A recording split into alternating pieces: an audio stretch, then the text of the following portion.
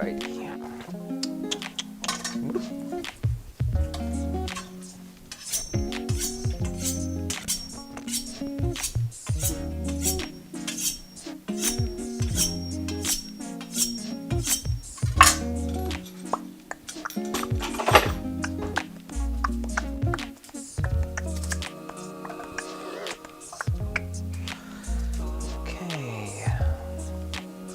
Cool. Hello, everyone. My name is Wesley. This is Woo Can Cook. Today we're doing a Sichuan noodle called Dan Dan Mian. This is your first time tuning in, by the way. We're here every Monday, Tuesday, and Thursday at 6:30 PST. Today we're doing a Sichuan noodle dish called Dan Dan Mian. It appears in many different cultures, not just Sichuan food, but it appears in many different foods, kind of like all throughout a lot of Asian cuisine. But the particular version that we're replicating today is loosely inspired by a Sichuan noodle dish that you can find. The one that we're loosely drawing off of is the one that you can find at Shandong here in Oakland. It's actually inspired by a couple of different restaurants at this point. As with most of the things that we cook on stream, though, this dish has a recipe that goes along with it. Those always live over on my YouTube channel. So if you're looking for that, that's at the bottom of the screen if you're watching on Reddit. If it's the YouTube channel, if you're watching on YouTube, it's the channel you're already on. Lots of fun new content coming up over there. We have new recipes. Those come out every Friday. So if you're trying to find fun new stuff to cook, that's a good place to start. We've been doing lots of new and interesting things lately. Last Friday, we did a recipe for a Korean gimbap, which is a Korean barbecue beef rice roll. We also cooked through it live yesterday too. So Friday before that we did something else. I forget what we did Friday before that. Oh, we did tomato beef chow mein, which is one of my favorites. So. And then I can't honestly remember what we did before that. But every Friday there's a new recipe that's coming out. So if you're interested in stuff like that, definitely find your way over to the YouTube channel. Let's hit our subscriber goal. We're aiming for 4,500 subs by the end of the month. So if you want to help us hit that goal, please hop over and subscribe. Lots of fun stuff. Crystal, yeah, how's it going? Hello. So as with many of our dishes, I'm starting off by crushing and mincing. This is 4 cloves of garlic. Actually, that was 3 cloves of garlic, but 2 of them were very, very large cloves, so I just went with 3 cloves of garlic. And then next, what we're doing here is some ginger. Where usually when I say measured ginger, it's kind of tough to do because it can be very uneven in size because it's really knobby and swirly, and it's a root vegetable, so it looks like a root, which means that it grows very, very unevenly. So when I say ginger, I usually say about a tablespoon or about 1 inch worth. Both of those are very, very approximate because as you start to mince the ginger, you'll notice that it's very hard to actually estimate how much ginger you're going to get out of it once it ends up finely minced. Usually what I will say, though, is that once it's finely minced, we're looking for about a tablespoon of this stuff. If your ginger is super fresh, you actually don't need to peel it. You'll notice that I just went through and peeled the whole thing. That's because this ginger is not fresh at all. I'm pretty sure this ginger is probably close to a month old. Maybe shouldn't be eaten. It's probably fine. When it gets super old, what happens is that skin, it starts to turn super chewy. So when I'm working with particularly old ginger, I always be very careful and make sure that I peel that stuff off. It's not going to be bad. It's not going to taste weird, but it does kind of have a weird chewy texture to it, and it's also kind of looks a little weird. So usually what I'll do if it's looking pretty old is I'll take the back of a spoon and we'll just kind of pull off all of that gnarly bits out, and that will kind of take care of it. If your ginger is super fresh, though, you'll notice that skin is going to look totally fine. All you really have to do is give it a quick rinse, make sure that there's no dirt left behind on it, and that's pretty much all you got to do if it's really fresh. I probably should get some more fresh ginger. Because I have 1,000 subs by the end of the month. Yeah, we can absolutely do that. I feel confident. Or I'm glad that you feel confident, I should say. 5,000 subs by the end of the month. What the hell, why not? Alright, so that's our ginger. We're doing a quick fine mince on that. There is no such thing as a quick fine mince. Minces take a long time. No way around that. And then what we have next is some green onions. So real quick, we can run through what a green onion does when it gets old. So we're pretty much using a bunch of stuff that's probably about to go bad. So we're kind of cooking our way through my pantry right now.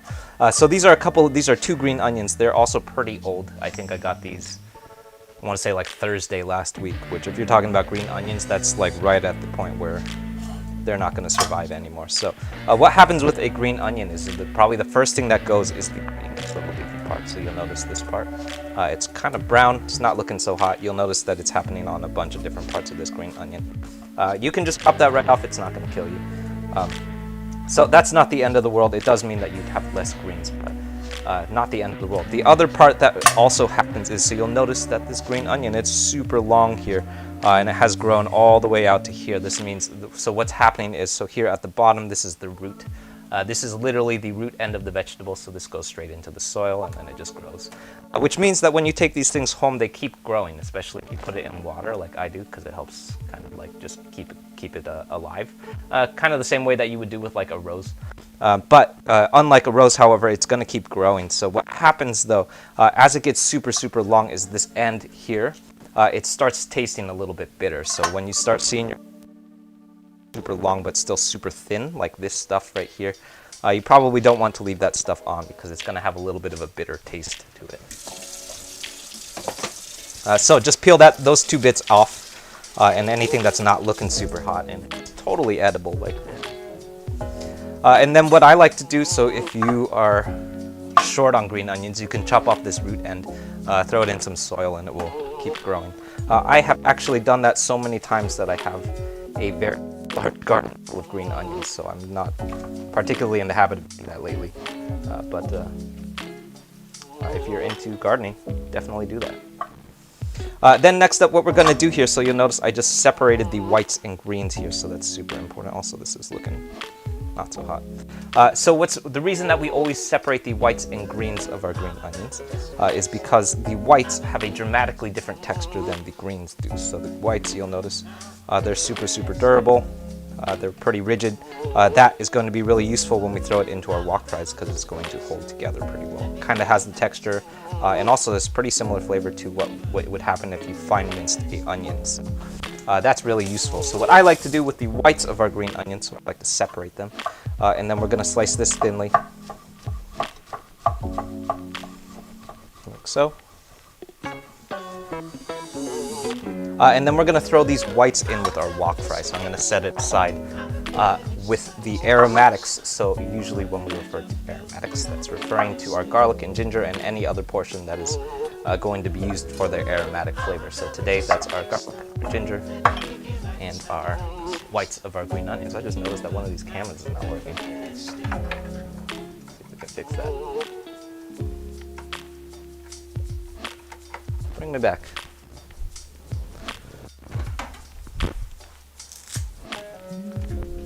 There you are. So when we talk about aromatics, the aromatics of our wok fry, usually very often that's going to be these three things. Sometimes if we're working with something like a Thai chili, I might treat that as an aromatic, kind of bloom those out for their the capsaicin that lives in that aromatic quality of those chilies. Sometimes I might even use like a dry chili, like a Tianjin pepper. That's also considered aromatic. For our case today, though, it's just going to be the greens, the whites of our green onions and our garlic and ginger. Then what we're going to do here, so this, what we're going to do is use this as a garnish. So the reason that we're going to do that is because the greens of our green onions, they're super, super thin, a little bit more leafy, kind of like the texture of like a piece of lettuce. So what we don't want to do is throw this stuff into our wok fry. That's going to cause kind of problems because it's pretty much just going to disintegrate and just sort of fall apart. They're mostly made out of water, so as they sort of hit that really, really aggressive wok heat, they really just sort of fall apart. So what I like to do is just throw them into the wok, or throw them as a finishing garnish on top of most of the things that I cook. That's not true for everything, but a lot of the things that I cook, we're going to use those as a garnish.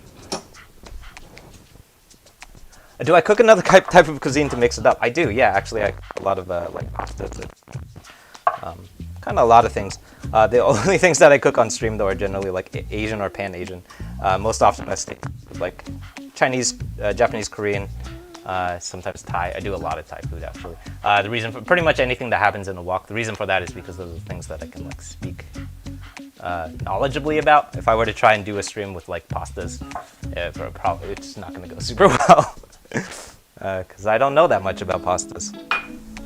And I don't want to spread misinformation. Dan Dan Noodles, yes, Yeah, I love Dan Dan noodles. This is one of my favorite pantry noodle dishes because it's number one, it's super easy to make, but also number two, it's like a really useful one to have in your back pocket because you can kind of like almost everything that we're using today. Actually, everything that we're using today is just things that I picked out of the pantry. So I didn't go to the grocery store for anything that we're cooking today. I probably should have because some of these are not looking super hot. But nothing that we're using today are things that I bought specifically for this dish. So I think that's really useful and interesting because it's a really good one for like a random Tuesday night where you don't really feel like cooking, for example, like tonight. Hermina, yeah, how's it going? Yeah, cool. So that's it for our veggies. Actually, that's everything that we're going to be cooking up today. Let's see. Next up, what I'm going to do... Oops. Next up, what I'm going to do is assemble our sauce base here. So with a traditional Dan Dan Mian or traditional Dan Dan noodles, there are a couple of ways that you'll see it done, especially in Chinese cuisine, especially in like street food Chinese cuisine. You will very often see this done straight into the finishing bowl, so not actually even into the wok. What you'll often see is a lot of like street chefs, they'll just put this stuff straight into the bowl that they're going to serve out of, and it will just go into the bottom of that bowl.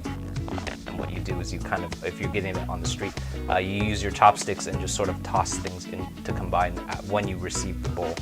The real reason that they do that, I have a suspicion, and I'm pretty sure it's accurate, is the reason that they do that. It's street food, so there's like the amount of prep work that they're trying to do is sort of like minimized. So what I like to do instead is assemble this stuff off heat because it kind of gives us the opportunity to stop and sort of taste things, which is really useful if you have not cooked this dish super often because it will give you more opportunity to stop and taste. So really any time that you see me cooking something that I have not cooked a million times, I actually cook this a lot. But super often when you see me cooking stuff on stream, you'll see me assembling that sauce off heat. That's really useful because we're going to stop and really taste things.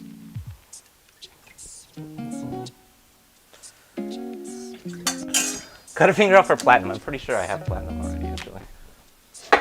Somebody gave it to me, I forget who.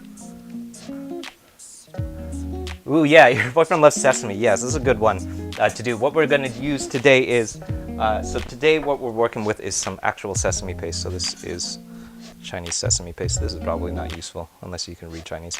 But super often you'll see it on the back side. It says sesame paste, very useful. If you can't find this stuff, I have absolutely made it with peanut butter a lot. So I actually have it in the cupboard, just straight up plain old Jiffy. It's actually not called Jiffy, as I recently discovered. I like to do it with crunchy peanut butter. It's actually my preference to do it with crunchy peanut butter because that's the kind of Dan Dan Mian that I grew up eating. Obviously, that's an American thing. That's an Americanized version of Dan Dan Mian that's coming from that peanut butter. But I also grew up in America, so that's the reason why I like doing it that way. The more traditional way to do it would be with this sesame paste. You could also do it with tahini, which I think differs from sesame paste in the... I think tahini is using regular raw sesame seed, and sesame paste is using toasted sesame seed. I think. Somebody here will correct me. What we're using today is the latter, so we're using sesame paste today. But if you can't get your hands on this stuff, you can absolutely go and use some peanut butter.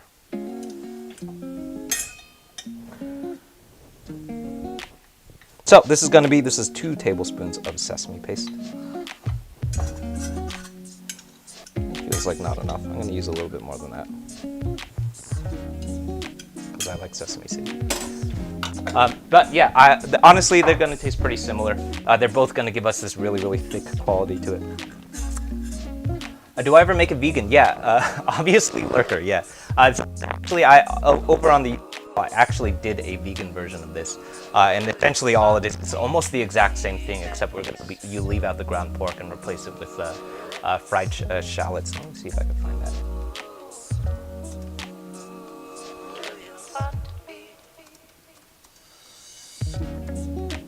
that. Yeah, but over on the YouTube channel, there is definitely a. There it is. I found it. there's definitely a vegan version of this recipe. So.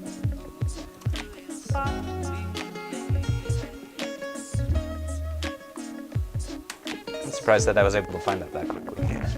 But yeah, if you are trying to keep it vegan, this is maybe one of the only recipes that's vegan. And I think in that recipe I might have used some kind of chicken stock maybe, but you can totally just change that to veggie stock and it's not going to make that much of a difference. Let's see. So into our sauce, that's 4 tablespoons of soy sauce, 2 tablespoons of sesame oil, 2 tablespoons of rice vinegar, and 2 tablespoons, actually that was like 2.5, closer to 3 tablespoons of sesame paste. And then next up, this is going to be, what should be, 2 tablespoons of Shaoxing wine, unless you're having trouble pouring stuff today. And then finally, this is 1 tablespoon of sugar.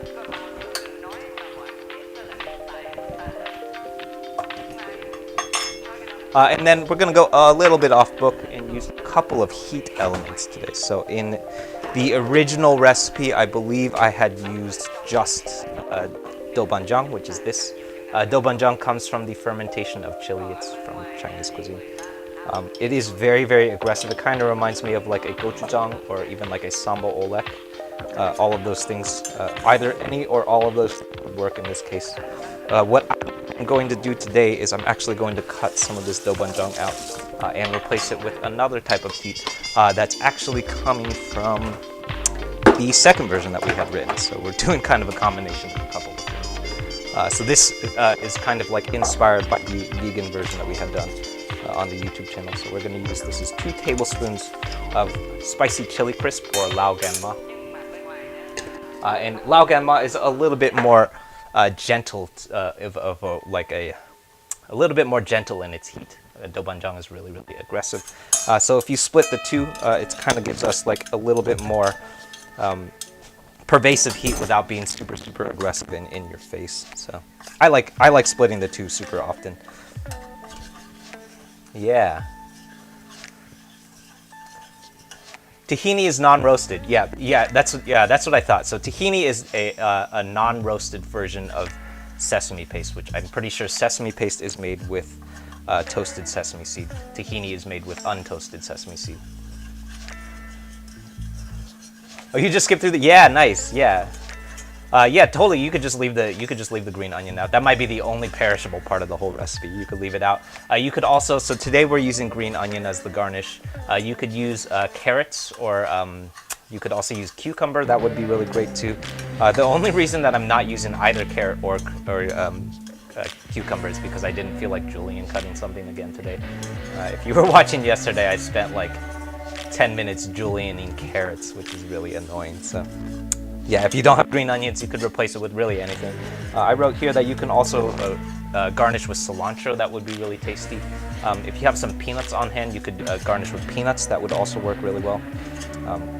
Or nothing. You could just do nothing and then just leave it with no garnish. That would work fine too. Yeah. Oh yeah, are we playing shows now that things are opening up? Yeah, we are actually. So Tracer P played its first show 2 weeks ago, I think. Yeah, 2 weekends ago. We did a music festival out in Santa Cruz, and it was pretty surreal. It was very crazy, yeah. So if you're looking for the live music schedule, that lives over on the Tracer Pete website. I guess I could link that too.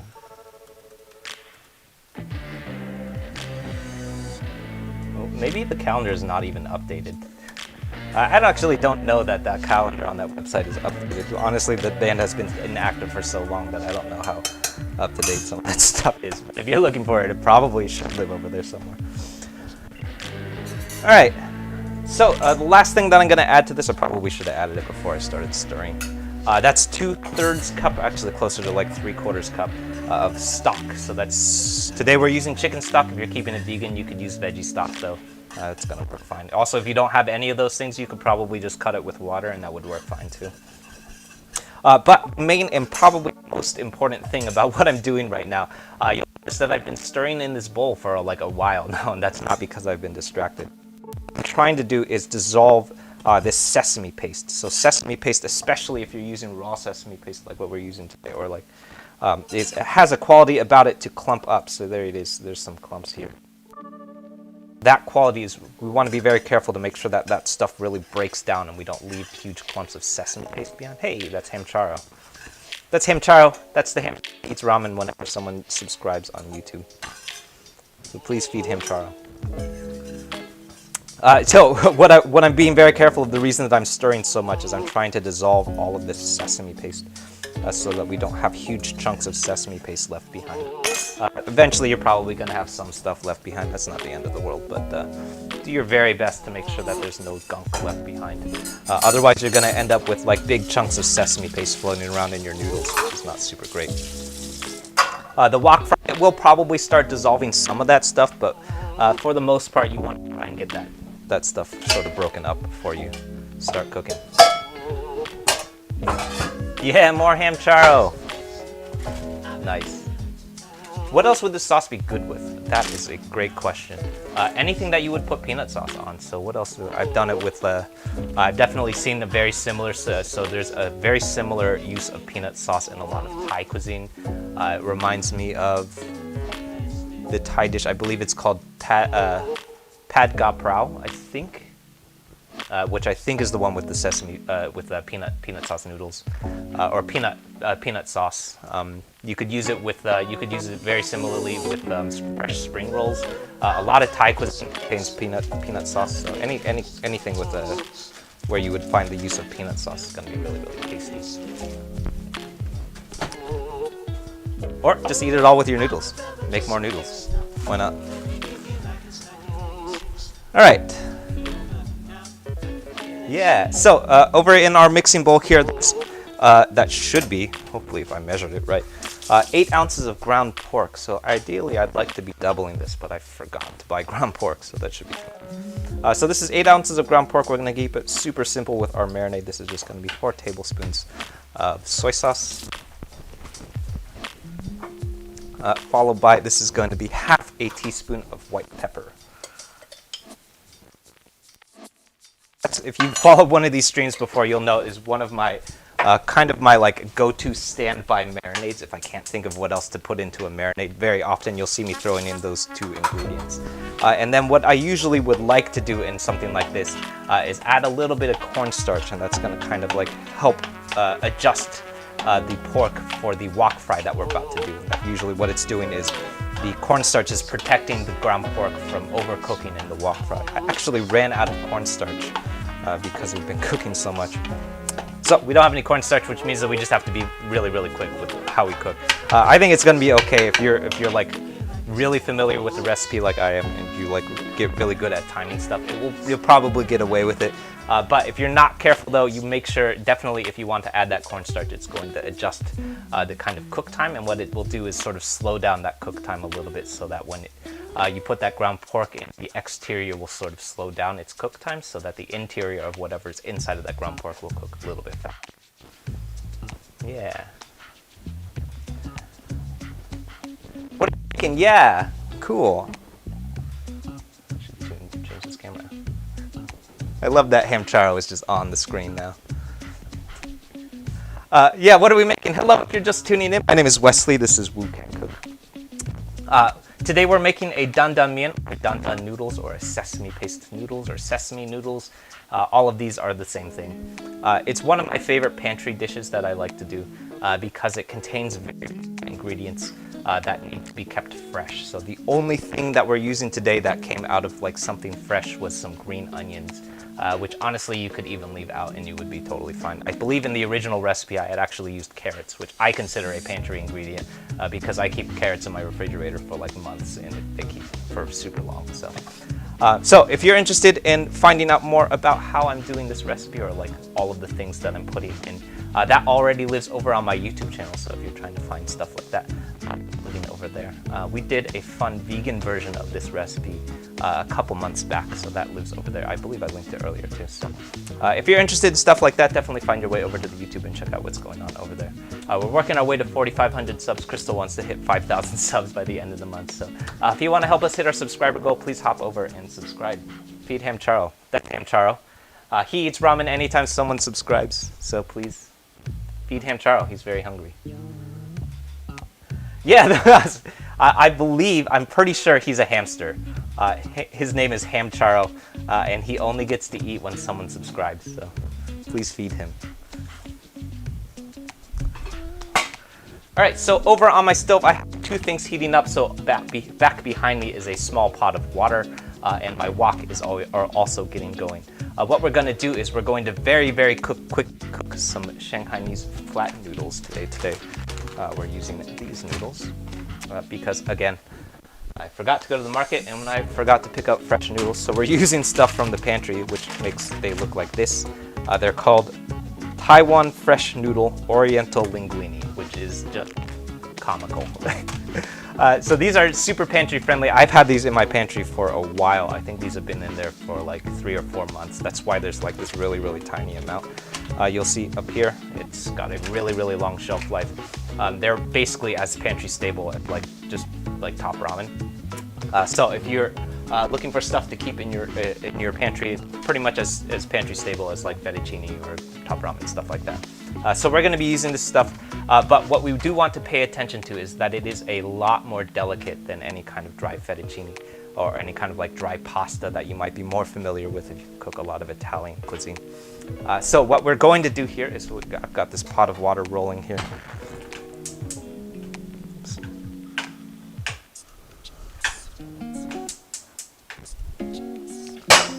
Be rolling. It is not rolling. Let's keep that going.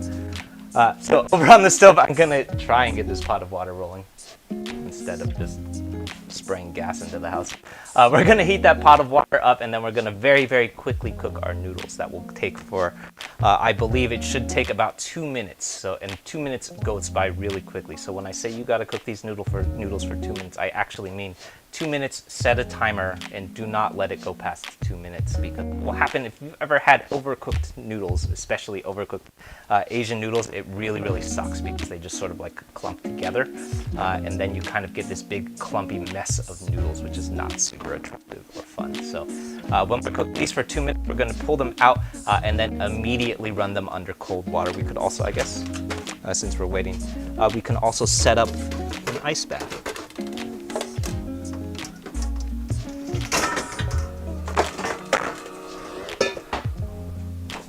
Why not? So, since I'm waiting, I wasn't going to do this because I was being lazy, but we can totally do this.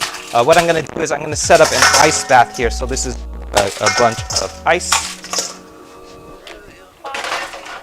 that we're going to fill up with water. And essentially what we're going to do is we're going to cook those noodles for 2 minutes and then drop them into this ice bath immediately. So the reason that we're going to do that, it's not because we want the noodles to be cold.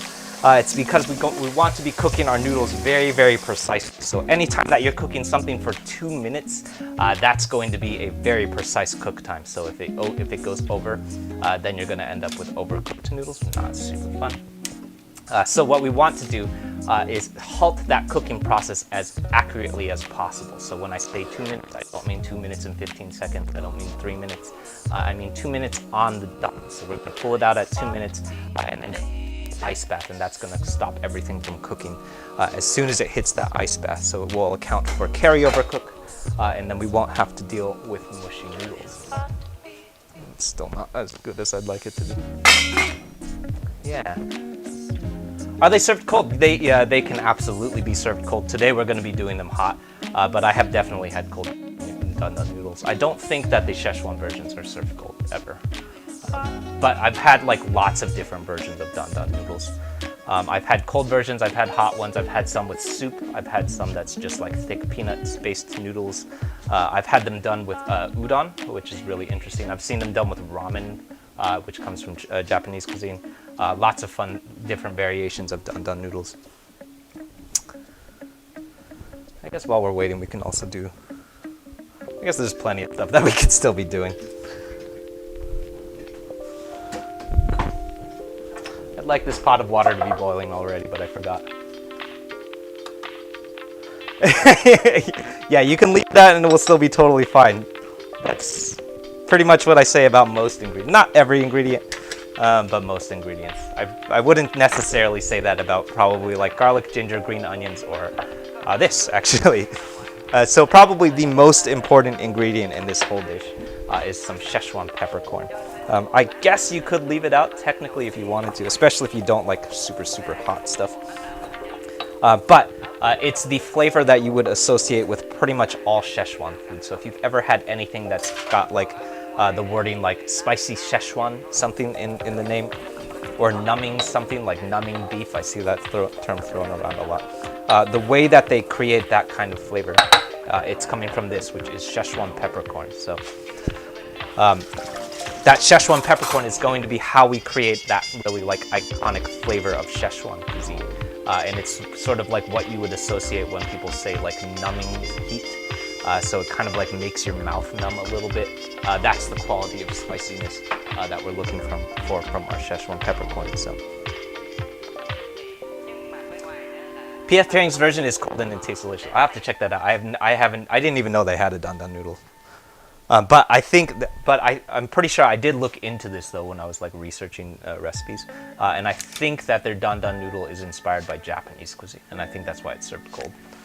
Don't quote me on that though. All right, so our water is finally boiling, and then we're going to get this going with our noodles.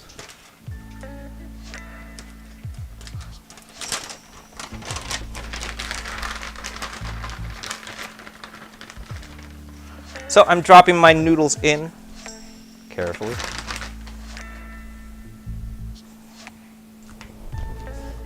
And we're setting a timer for 2 minutes, excuse me, not 2.5. So 2 minutes, they're gonna go by real quick, so don't walk away.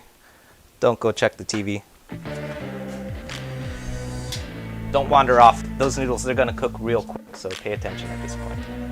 This camera keeps acting up. That's kind of really annoying. It's time to replace this stupid camera.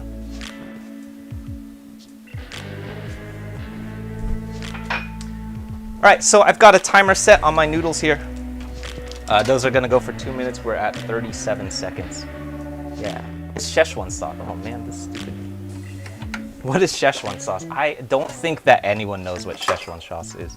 I'm pretty sure that Binging with Babish did like a recreation of Szechuan sauce, but I'm pretty sure that what people are referring to when they say Szechuan sauce is the McDonald's Szechuan spicy or like Szechuan sauce, which I'm pretty sure, I don't think that actually contains any Szechuan peppercorn. I'm pretty sure it's mostly like honey and a couple other like dipping sauce things. I have to look into it though, I'm not actually sure. Could you add sliced jalapeno? Yeah, you could totally do that. I would, if you were adding sliced jalapenos, keep the seeds in. You could also use like a serrano, bird's eye chili. You could use Thai. That would be really good if you throw in some Thai chili. All of those things would work really well. But yeah, if you have like jalapenos on hand, totally just throw some in.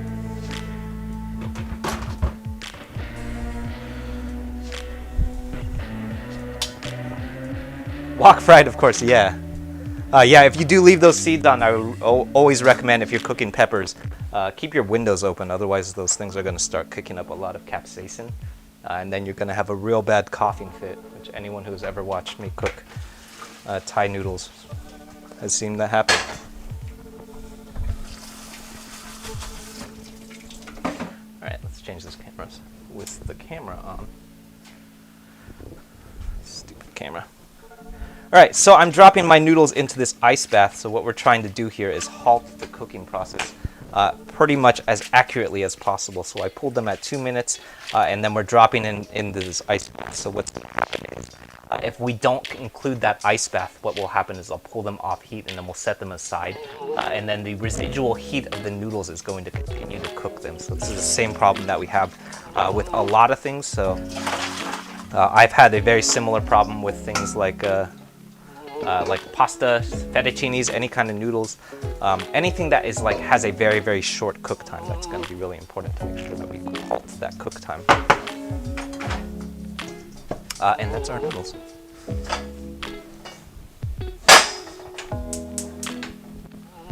Yeah. So over on the stove, I've got my wok, not there, wok heating up. And then we're gonna get cooking on our wok fry.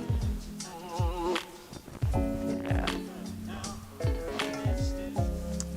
Cool. Hello to everyone just tuning in. My name is Wesley. This is Luke and Cook.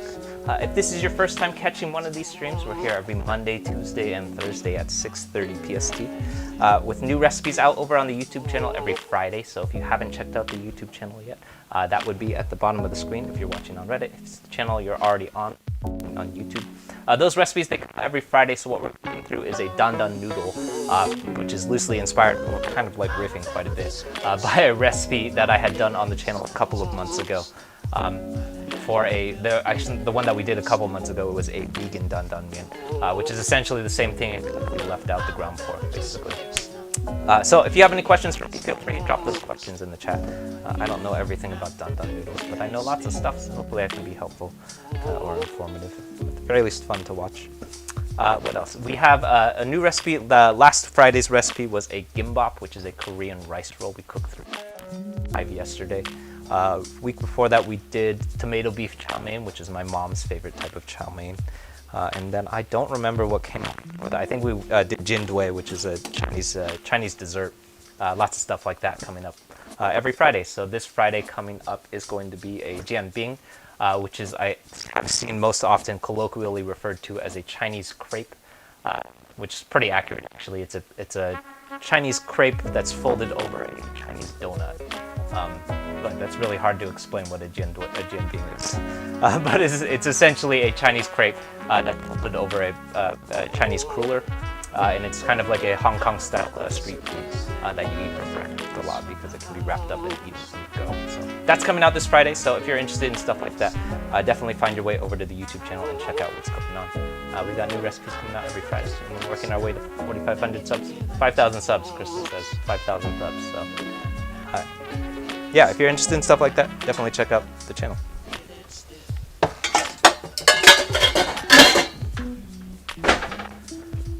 Alrighty. Is this a main dish or a side? For sure a main dish. You could also, I've definitely ordered it at dim sum. 5 other dim sum too. But yeah, today for sure we're eating it as a main dish. You could think of it as like Chinese bolognese almost. That's kind of how I look at it. All right, so our wok is nice and hot. I'm gonna add our peanut oil. So this is about 4 tablespoons of peanut oil. Then we're gonna give our wok a nice long yao, which is essentially coating that wok in that oil for our non-stick surface. And then first up is my garlic, then my ginger, and finally the whites of my green onion. And then we're gonna give all of this a quick toss. Right now we're really just looking for these ingredients to become aromatic, so use your nose at this point. For me, it usually takes about, this usually takes about maybe 10 seconds, maybe a little bit longer than that, but use your nose at this point. When you start smelling garlic and ginger, that's when you know you're ready to move on. Then next up is my ground pork, which I'm adding a little bit at a time, mostly because I'm trying to make sure that we don't have large chunks of pork entering the wok fry. So to that end, we're also going to go through and really just kind of break this stuff up. And I'm really just trying to make sure that everything is first of all combined, but also we don't have like big old like whole chunks of ground pork sort of floating around.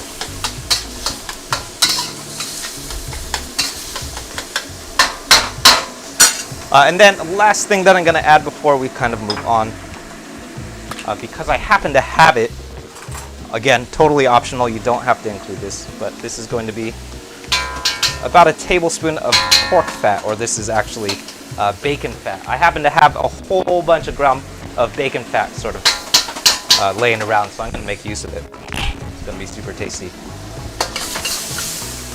Oops.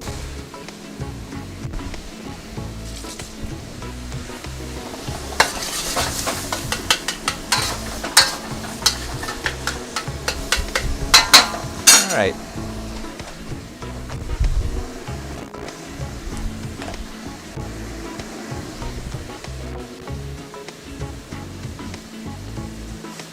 Is that my souped up recipes wok? I only have one wok that I cook on at home actually.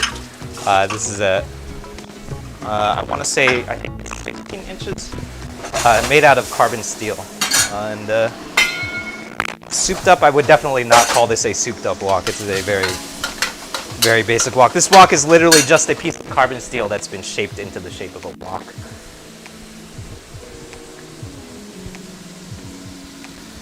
Yeah.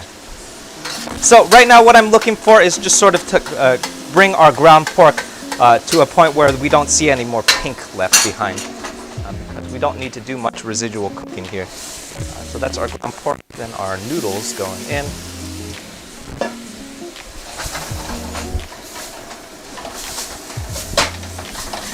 Which I'm just giving a quick toss to combine.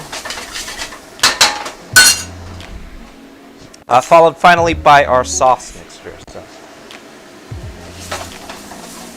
what I like to do just almost any time that I'm cooking in a wok fry, but really especially in this case too, is I like to add that sauce a little bit at a time. So I don't want to go overboard here because we could end up with too much sauce.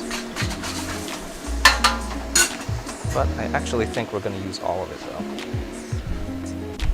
So I did end up using all of it, but very, very often you will see me pull and reduce and leave off a bunch of sauce.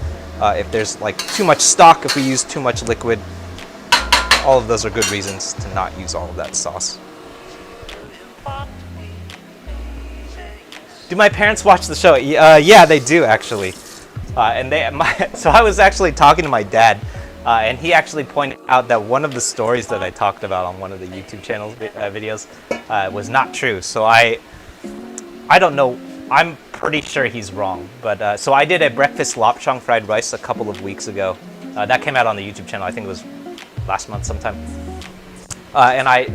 What I had mentioned was that fried rice, it was inspired by the leftover breakfast fried rice that my dad used to make. So he would do like sausages, so lapchang sausage with a little bit of scrambled egg for breakfast, and then he would throw all of that into a fried rice for lunch. So what he said was we used to eat that with ham, not leftover lapchang. I think he's wrong. I'm pretty sure, I very distinctly remember, I should say, eating leftover lapchang for lunch that was left over from breakfast. I think he's wrong, but he said, he corrected me and said that we never actually did that. I'm pretty sure he's wrong though. But yes, to answer your question, they do watch the show. Well, I don't think they watch it every week, but I do think he's wrong though.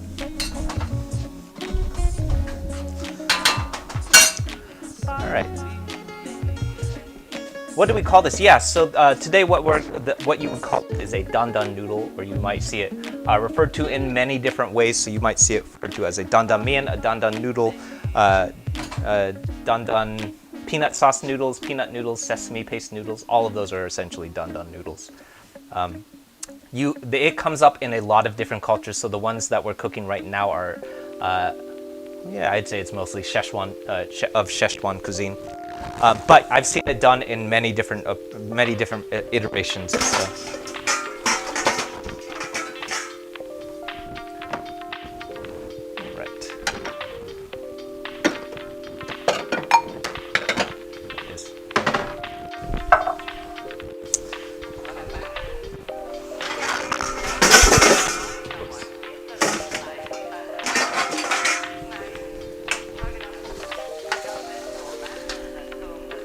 Oops.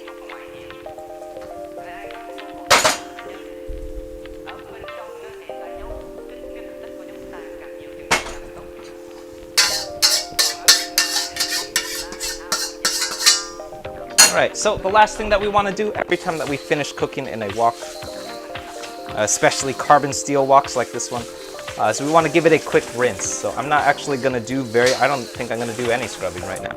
And pretty much everything just comes right off. I might actually give it a quick wipe down.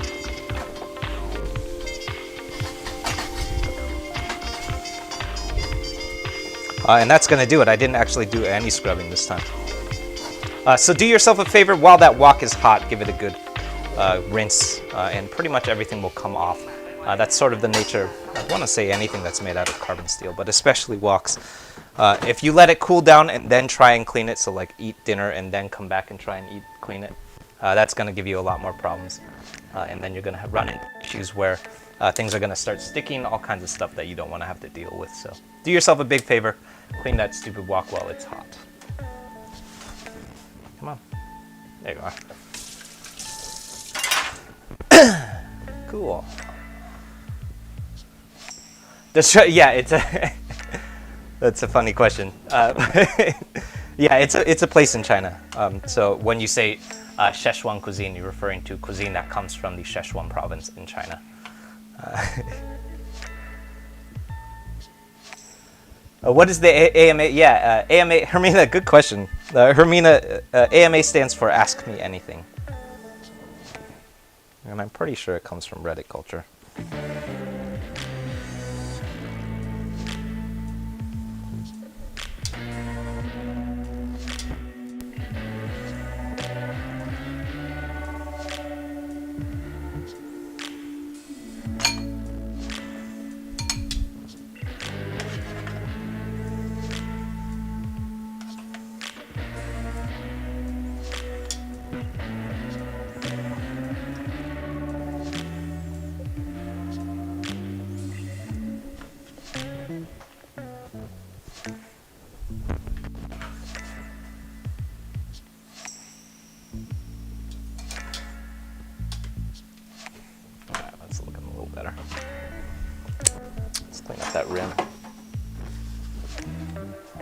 We have to oil the wok too. Yeah, probably should do that. I actually have not been in the habit of oiling the wok after every cook.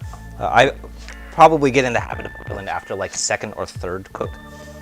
Really, the goal of oiling the wok is to keep things from rusting, so it's going to prevent anything from carbonizing. I've found that you can kind of get away with not oiling it every like second or third time. I probably should go back and oil it too. Let's do that. I haven't oiled the wok in a while. To answer your question, yeah, we're going to add a little bit of oil and then kind of just coat that wok in that oil. And what that's going to do is it's going to prevent anything from oxidizing. So the reason that I like to do that, I haven't been in the habit of doing it after every cook because I've noticed that the wok stays pretty oily, especially if you finish cooking something super oily already. But it has actually been a while since I've done that, so thanks for catching that.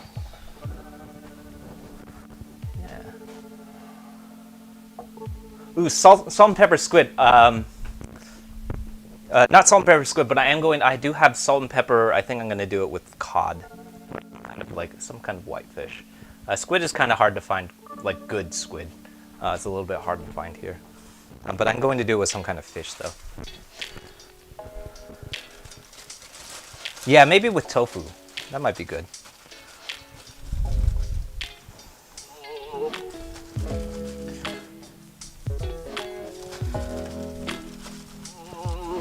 Alright, so I'm garnishing this with a little bit of crushed peanut, which is also optional.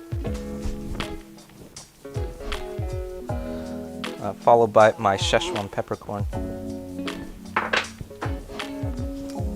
then a little bit of, is this going to come out? There we go. This is some dried shallots. And finally, chives.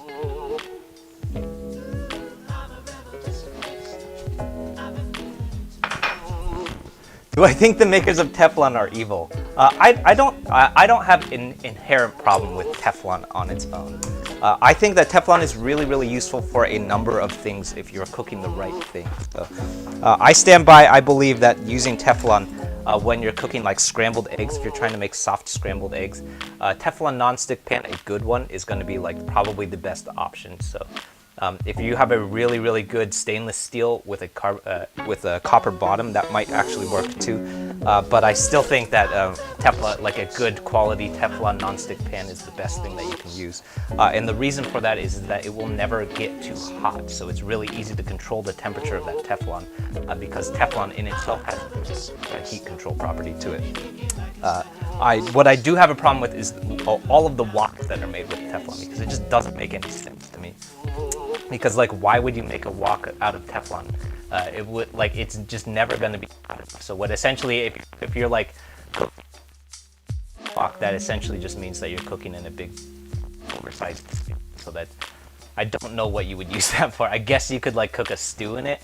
I don't know what else you would use it for, which really annoys me because like 90% of the time when you come it or Walmart or like all of the places that people buy cookware, generally some Teflon non-stick, and I assume the reason that has Teflon is so that things don't stick to it, because like I guess people are worried that things are going to stick in their wok frying, but that's really dumb. I don't know why people do that. I don't even know why they. It's that no end. Everyone knows that, I think. Yeah. Cool. Yeah. I should taste this one. I'm gonna taste this one so I don't mess it up.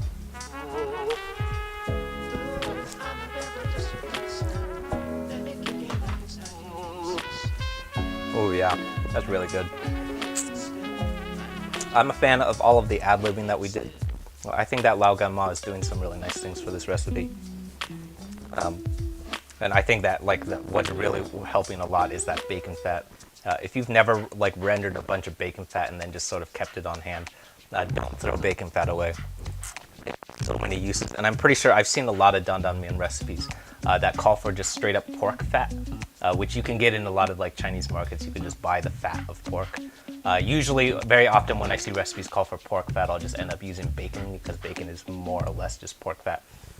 But today I happen to have jars and jars full of bacon fat from the pop-up food booth that we've been doing. So I've been using it in a lot of stuff like this. Just like a single tablespoon of it will go a long way. Oh, you missed it. What's the green stuff? Yeah, these are scallions, or you could call them green onions, or you could call them chives. All of them are essentially referring to the same thing. It will give you cancer. I think it only gives you cancer if it starts leaching. So if you have like a really old Teflon pan. But honestly, I don't own a single Teflon pan. I own one that I don't use anymore. I'm probably gonna throw it out soon. Yeah, that's what I have heard though, is that it will give you cancer. That's pretty funny. Alice, do I make small portions or I just reuse the leftovers? Yeah, so today I'll probably eat almost all of this. I'll probably do. But when there's a lot of leftovers, they go to my brother. He just had a baby, so they take a lot of our leftovers. What's on the menu for Thursday? Good question. I forget. If you're looking for the schedule of live streams, it lives over on YouTube. So if you haven't checked out the YouTube channel yet, that's the channel at the bottom of the screen. And there's a whole public schedule of everything that we're going to be cooking for like 3.5 weeks now. So this Thursday is going to be pad see ew. So we're cooking pad see ew, which is a Thai rice dish, which is not pantry friendly. We do have to go get some fresh groceries for that one. So I do have to get to the market and pick up problems that I've ever had with Chow Fun. So yeah, thanks Courtney, good night. Yeah, don't use metal on Teflon. For sure, you would not be able to use that metal spatula that we were using because it would absolutely start chipping Teflon into your food. And then once you start eating Teflon, it's not good. Especially if you see a Teflon pan and it's got a bunch of scratches on it, you don't want to be using that anymore because it's now chipping Teflon into your food. It's not good. I, on many occasions, have chipped other stuff off from my carbon steel wok, and it's been totally fine. That's not gonna cause problems because what chipping off is essentially just old food. So it's that if you don't want that to happen too much because it starts looking really gross because you get little black specks into your food. But a little bit of it is not going to kill you. If stuff does chip off with a Teflon pan, though, that will absolutely make it. Don't fuck around with that. Yeah. Pad see ew, yeah, that's one of my favorites. We haven't done pad see ew in a while either because we've been pad kimao a lot lately, which is the same thing but with more other stuff in it. Cool. All right, thanks everyone. My name is Wesley. This is Wu Can Cook. If this is your first time tuning in to one of these streams, we're here every Monday, Tuesday, and Thursday at 6:30 PST with new recipes out every Friday. So last Friday we did a recipe for a Korean gimbap, which is a barbecue beef rice roll. This Friday coming up, as in 2-3 days from now, we're going to be coming out with a recipe for a jianbing, which is a form of Chinese street food. Lots of people refer to it as a Chinese crepe. And you will very often see Chinese folks order that stuff from carts and then walk to work eating it because it's very handheld, easy to eat, just like a crepe is. So that recipe, it's coming out this Friday. And then we're actually, I don't think we're going to be cooking through that one live. But that recipe is coming out this Friday. And then we're going to be talking a little bit about it on Monday too. So this coming Thursday, we're going to be cooking through a pad see recipe, which I had done on the channel a couple of months back too. So lots of fun stuff like that coming up over on the channel. So if you're interested in stuff like that, you want to try and cook the things that I've been cooking, definitely find your way over there and check out some of those recipes. Lots of fun stuff coming up. We're working our way up to 4,500 subs. Crystal thinks we can hit 5,000 subs by the end of the month. So if you want to help us hit our subscriber goal, please hop over and give it a subscribe. Lots of fun new content coming up soon. You've probably seen Ham Charles, the hamster that eats ramen. He pops up every time someone subscribes. So please feed Ham Charles. He's very hungry. If you have any other questions for me, feel free to drop those questions in the chat. And I'll be here doing dishes, and hopefully I can do some stuff. I know I miss questions all the time, so feel free and repeat yourself. Yeah. Don't forget to throw away my Teflon pan. Yeah. I'm probably will. I actually got my hands on a really, really nice stainless steel, or beer stainless steel with a copper bottom. So that's actually the pan that I've been using instead of that Teflon skillet. But yeah, so I probably will get rid of that pan soon. Cool. All right. Thanks, everyone. I'll see you soon. Bye.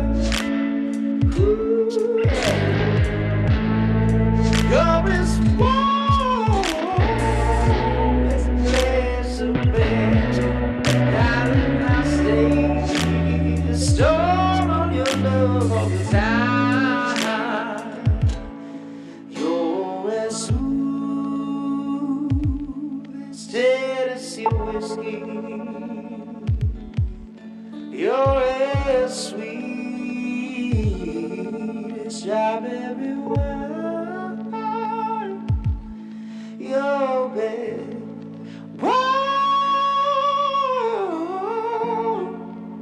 as a glass of brandy, darling. I'll stay stoned on your love